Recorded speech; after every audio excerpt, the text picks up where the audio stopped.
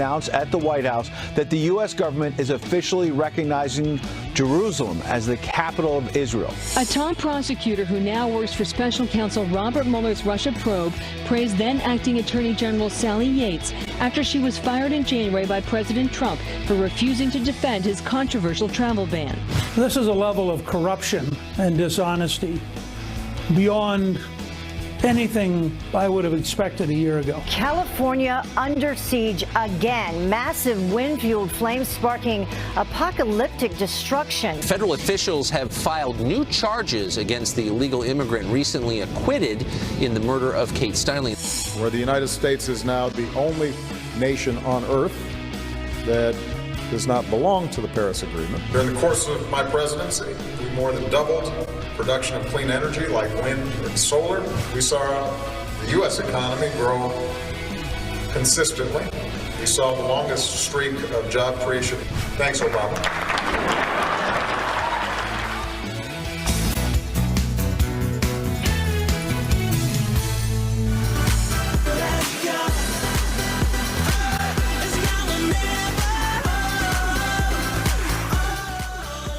Oh, there you go. How many times have you said this, Pete? Let's go? Yeah. Here we go. Let's go? Yeah, let's go. Too many. Yeah, way too many. All right, let's go again. Right. Thanks for having me, guys. Good to see you here. Filling in for Steve this morning. Yeah. Good. You look nice. Yeah. Likewise. Yeah, you look very nice too. I would like to think you both look very nice. Ted looks great as well. But I think it's very important. Sadly, there's not much news today, so we're probably going to run a lot of yesterday's stories. More news about the FBI, but before we get to that, let's talk about something else that's important. Straight to that Fox News alert. President Trump making good on another campaign promise. Yep, in just a few hours, he's set to announce that the United States will officially recognize Jerusalem as the capital of Israel. Big move. Griff Jenkins is live in Washington, D.C. And Griff, the backlash from some and support from some has already begun. Yeah, good morning, guys. It is already inflaming passions, and it's a move that could upend decades of U.S. diplomatic efforts to broker a peace deal. But let's set the stage. Like many presidents before him, from Clinton to Bush to Obama, we heard campaign promises like this. We will move the American embassy to the eternal capital of the Jewish people, Jerusalem.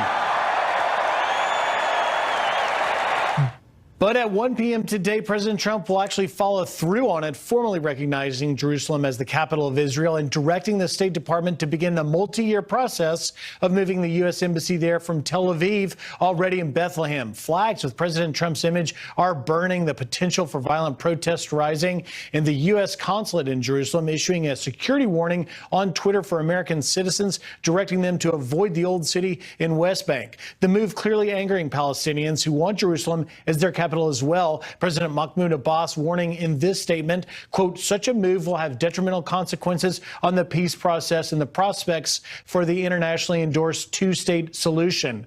Now, allies across the Muslim world are warning of serious consequences. Turkish President Erdogan threatening to break off ties with Israel. Our struggle on this matter will continue with resolve. As a matter of fact, this can go as far as breaking off our diplomatic relations with Israel.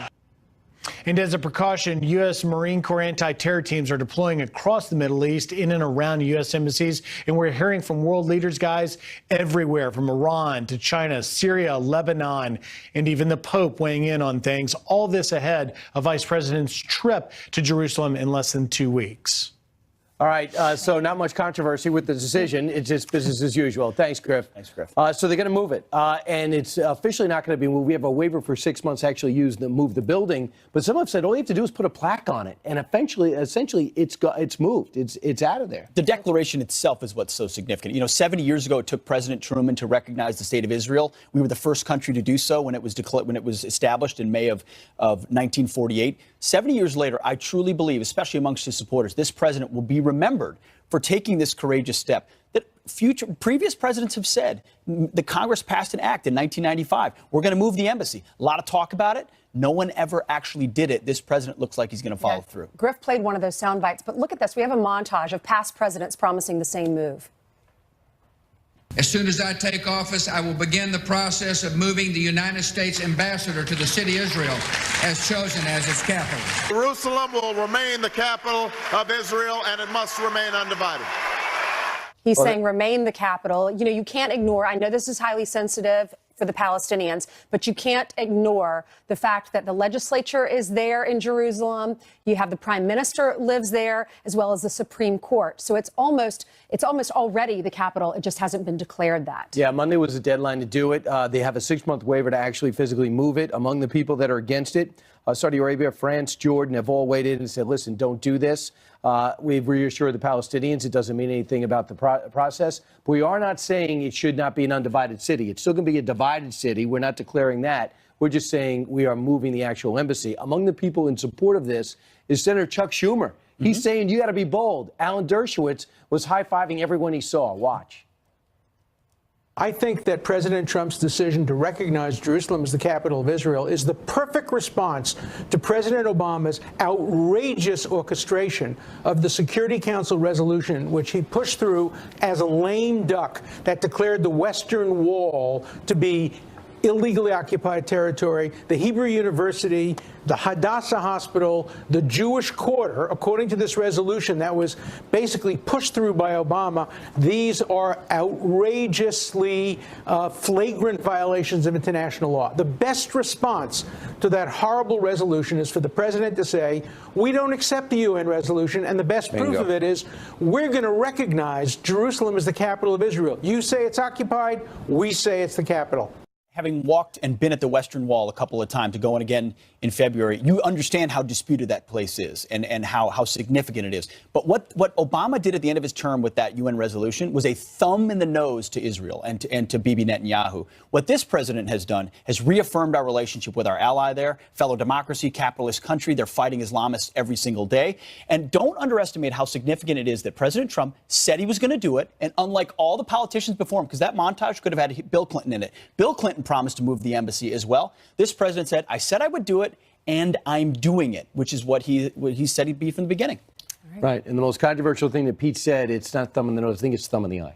Thumb in the eye. Or finger in the eye, right? Thumb in your nose. Because just to, thumb in your nose. Yeah. I'm the worst at that. I'll mix it all up. Right. It just kind of threw me. I couldn't get past it. Remember yesterday we were talking about those anti-Trump text messages that were sent from a top agent in the FBI that was investigating Hillary Clinton. He was investigating Hillary Clinton, and he sent these messages, these anti-Trump messages, to his mistress, who also works with the FBI on the Mueller team.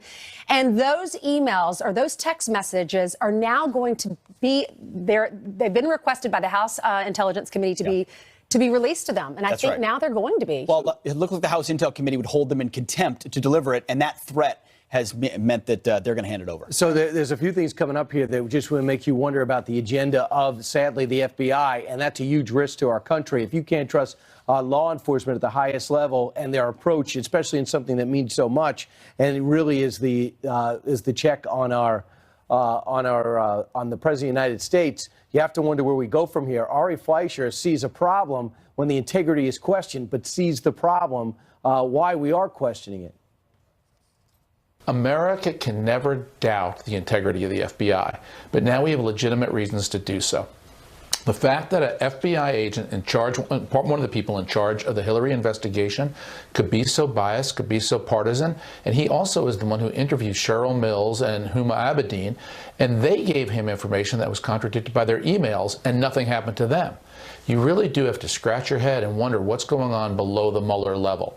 And it is not healthy for the country if legitimate questions are raised and are not answered. The FBI and Bob Mueller need to assure the American people that this is being done with integrity. And there's some more questions, too. You had this guy, Andrew Weissman. Remember when Sally Yates came out and the president, one of the first things he did, he said, I'm going to get that travel ban in place.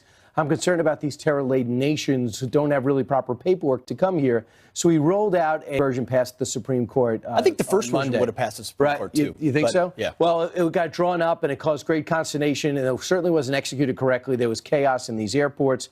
So Sally Yates didn't want to go ahead and implement this. And when she actually lost her job because of this. Now it's discovered that Andrew Weissman, 10 days into the Trump administration, after Sally Yates refused to do this, defended who she refused to defend an executive order. Andrew Weissman praised her in an email saying this, I am so proud and in awe. Thank you so much. With all my deepest respects, Andrew Weissman. Thank you so much to Judicial Watch, who fought to get these documents. We just now get this document. Why is this so relevant? Andrew Weissman is Bob Mueller's deputy. He's the number 2 in this, Mark Levin calls it now the Special Impeachment Council. I mean, this is effectively, that's what they're going after. If Bob Mueller's integrity is in question, and now his number 2 is literally caught writing emails to Sally Yates because she's leading the resistance against President Trump, and he's, I am in awe. I am so proud of you defying this president. How much more evidence do you need that there's a partisan slant on top of this thing? So let's sum this up for you. This is all happening within the FBI. You have one guy in the FBI who was an agent who was investigating Hillary Clinton, and he let her go scot-free and changed the language in that memo last summer, or in that press conference. Strzok. Exactly. Yep. So we have someone who hated the president, was sending messages in that investigation. And then let's look at the Russia investigation. You have Andrew Weissman, who's the deputy prosecutor, who's in that investigation, and he is praising Sally Yates, who was fired by President Trump. Yeah, and by the way, Strzok interviewed Michael Flynn. Strzok was the one who combed through the 35,000 emails that were discovered on Anthony Weiner's laptop and said, okay, there's no there there. And so far you see a guy with an agenda who, as punishment, was pulled off this case and put into human resources, which is bizarre. You hope they can be objective. You hope they can be objective, but it just looks suspicious, and it makes all of us wonder. That's right. Everyone has a political perspective. I get that. But when it starts to inform your work at the FBI, that becomes a problem. Other note about Andrew Weissman, max out donor to both Obama and Hillary Clinton. So, I mean, it's one thing to have a partisan view. It's another thing to act on it, and that's the fear, weaponization. All right, let's move on to some other headlines this morning. We begin with a Fox News alert. A race against time to stop destructive wildfires that are burning out of control, sending tens of thousands of people actually fleeing their homes. Both Ventura and Los Angeles counties in Southern California under state of emergencies with multiple wildfires raging. More than 70,000 acres have been scorched since Monday night. Winds whipping flames hundreds of feet in the air, causing even more destruction.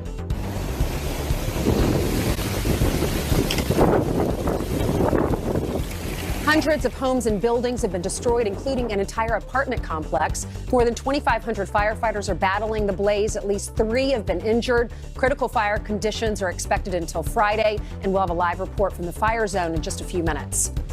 Another alert now. Overnight, a U.S. bomber flying over South Korea, the latest show of force after a powerful missile test from the north. Korean media reporting that plane is joining the current week-long military drill, the largest joint exercise ever with South Korea. In response, China has staged its own drills, saying that they are a warning to the U.S. that China will uphold the balance of power. Well, he sparked national anthem protests that divided the NFL, and now Colin Kaepernick is picked for yet another honor. Beyonce presenting the former quarterback with the Muhammad Ali Legacy Award during the 2017 Sports Illustrated Spokesperson of the Year Awards. Listen. With or without the NFL's platform, I will continue to work for the people because my platform is the people. The award meant to honor people who, quote, embody the ideals of sportsmanship. It was the Sportsman Award, leadership, and philanthropy as vehicles of changing the world. And those are your headlines. All right, 13 minutes now after the hour. Reminds me when they gave the Nobel Peace Prize to Obama before he did anything. Anyway. All right, coming up, Never Trumper Jeff Flake turning his back on his own party again with one check. We'll explain. And the video is absolutely insane. A rooftop standoff between police and a politician who's on the run. All right, get this. The DOJ agreeing to hand over those anti-Trump texts sent by that FBI agent, Peter Strzok, who was removed from the Mueller investigation. As new details reveal other possible conflict of interest with the probe, including Andrew Weissman, who weighs in to Sally Yates, praising her for defying the White House. So can it still be conducted fairly? And talking about an investigation, here to weigh in is Washington Times opinion editor, Fox News contributor Charlie Hurt. Charlie, these two revelations in particular, Weissman, who's number 2 with Mueller right now, essentially giving a email high five to Sally Yates for defying the White House, and this guy Peter Strzok is anti-Trump diatribe, and then you look at his actions. Do you have any doubt that people wonder if they have an agenda here? No, it's absolutely incredible. And the Peter Strzok stuff, you know, that alone, I can understand that. People have opinions, whatever. But when you fold that into the pattern of his behavior, and then the larger pattern of all the behavior of everybody involved in this, and all of the conflicts of interest, all the way from the lowest level to the highest levels, it really does raise serious questions about the integrity of this investigation, the purpose of this investigation, and quite frankly, as we see more and more, it becomes more and more apparent that a lot of these allegations are falling away and the smoke clears. It raises the original question, which is what actually launched this investigation in the first place? Why did the Obama administration first begin spying on Paul Manafort and the Trump organization, a political opponent in the height of a presidential campaign? It raises serious constitutional questions. And of course, this guy in Strzok he's the one doing the interview with Hillary Clinton on July 5th without swearing her in, with no video. He's the one going through the 35,000 emails. He's the one who's number two in this investigation going through. And then you factor in what we just learned yesterday about somebody else's agenda. And the fact is, this thing has cost $7 million already. In Benghazi, a 2-year probe overseas cost $7 million, 2 years. Unbelievable. Next. What kind of risk, if any, is the president taking now, backing Roy Moore full-throated as of yesterday? Does Conyers, does Barton, does Franken, and all their bad behavior give the president cover here? It's almost like all these people are setting up for, well, the Senate's a perfect place for somebody like Roy Moore. I think it really does. I think it really does give him a lot of cover in this case. I think it's also almost unnecessary, because I think the president's taking political risk he doesn't need to. Doing the Mitch McConnell thing, let Alabama decide, probably would be the best way. He's not afraid. He's not afraid of risk. That's for sure. Hence the movement of the embassy in Israel. Charlie, thanks so much. You bet, Brian. Breaking news now: an ISIS plot to take out the British Prime Minister.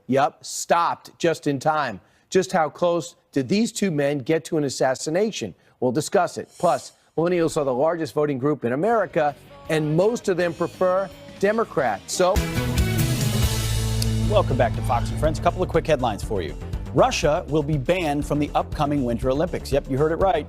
The International Olympic Committee punishing the country for a massive doping scandal at the Sochi Games. Athletes who can prove they're clean, they're invited to compete, but they'll have to compete under a neutral flag with a neutral uniform.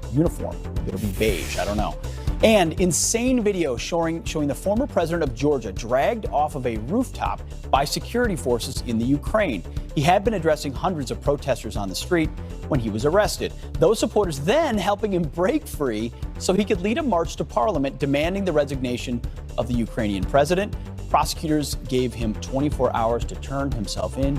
Ukrainian politics, the gift keeps on giving. Ainsley, down to you. It totally does. Thanks, Pete. Millennials are on course to be the largest group of voters in our country, and a new poll out of Harvard shows that they prefer Democrats by a 2-to-1 margin. According to a recent poll, just 33% of 18 to 29-year-olds would prefer to see Republicans control Congress after the 2018 midterm, while 65% would prefer Democrats. So what can Republicans do to attract more young people to the party? Here now to discuss is the conservative millennial Allie Beth Stuckey. Allie Beth, great to see you. Thanks for being with us this morning. Great to see you too. Thank you. So what do you think Republicans can do to win these millennials over? Yeah, well, this is not really that unique of a problem. Young people in general, and millennials in particular, tend to lean liberally, especially as of late. I mean, we saw in 2016 that more millennials voted for Bernie Sanders in the primaries than voted for Trump and Clinton combined. A poll earlier this year showed that 2/3 of millennials are okay with socialism, and another poll actually showed that if given the choice, millennials would vote for a socialist rather than an evangelical Christian. So there are lots of reasons why millennials are going so far left, from indoctrination on college campuses to what they're seeing out of Hollywood and the celebrity influencers that lean left. But really, the biggest asset that Democrats have that Republicans just haven't seemed to master yet is branding. Bernie Sanders and Democrats have done a very effective job of branding liberalism and socialism as the more compassionate and the more mission of what these things are.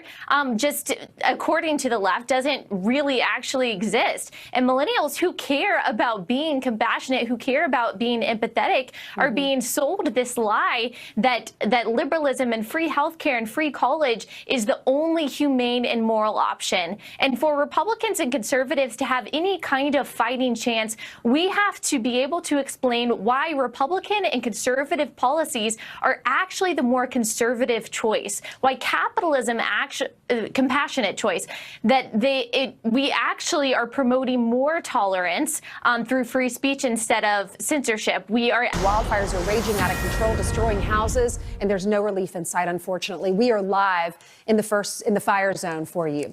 And how do you buy your spouse a Christmas gift when they look at your online accounts? It is a question the Ramsey team gets all the time this year, or this time of year. And the answer is coming up next. Tearing through California, leaving a path of destruction and showing no signs of slowing down. Tens of thousands of people leaving their houses in a desperate race against time. Our own Jonathan Hunt joins us live from Ventura, California, with the latest. Jonathan, good morning. Pete, Ainsley, Brian, good morning to all of you. It is a long, hard fight still ahead for firefighters and tragic scenes for many of those who have been evacuated to come back to. For instance, right here, this brick facade, all that is left of this home in the city of Ventura. And this scene being repeated literally hundreds of times in this city. These people will come back just a couple of weeks before Christmas to utter devastation. The loss of the home they treasured, the loss of many of the possessions they treasured. And the fires came through this area so quickly that so many of these families were forced to evacuate without having any time at all to grab anything. These winds have been whipped. These fires have been whipped by what are called Santa Ana winds. Those are the warm winds that blow through Southern California at this time of year. Much worse this year, though, because we haven't had any rain to dampen the vegetation over the last couple of months. So it's bone dry conditions, almost impossible for firefighters to get ahead of the fire line. And right now here in Ventura, we actually have zero containment. And it's across Southern California. NASA has put out some fascinating pictures of the smoke clouds from space. And you can see just how big and how widespread they are. One of the other fires that is particularly bad is in Symoné. That is north of Los Angeles, an area where there are a lot of ranches, a lot of people who keep animals. And we have seen some heartbreaking video of people trying desperately to get their horses, llamas, other livestock out of the area. The sad news from an area called Sunland, which is near Symoné, is that several horses were killed. The good news, if there is any, is that there are no fatalities as yet directly caused by these fires. The other bit of good news, though Santa Ana winds have died down a little bit, they believe they can get aircraft up to dampen the fires earlier today, but then the winds are going to come back. A long, hard fight ahead. Back to you guys.